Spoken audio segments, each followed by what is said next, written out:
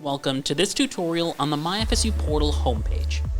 We will review the different sections, or portlets, and the actions you can take.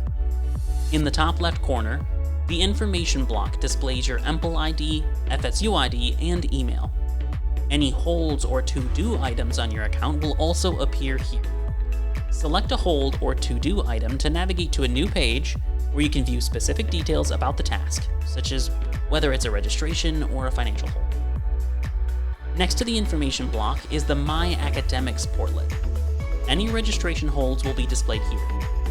To see your courses, select the Connect button to authorize the integration with Canvas. Once connected, your classes will appear.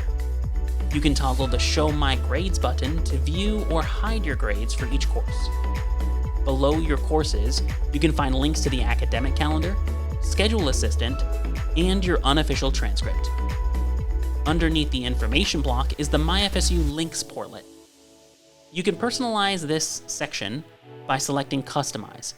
From here, you can reorder the links by dragging them or remove a link by selecting the minus icon. When finished, select Done to save your changes. In the My Finances portlet, you can view key financial information. Your financial aid approval status and any amount due will be displayed here. Use the buttons to make a payment or add money to your dining dollars and FSU card e-accounts. For more detailed information, select the More Info button to go to the main Finances page. The Academic Profile portlet provides a snapshot of your degree, academic plan, and assigned advisor. The My Health portlet offers information and links to the University Health Services and the Counseling Center, including options to schedule appointments.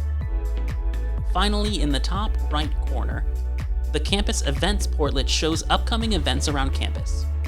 Select the More Info button to go to the full events page for more details.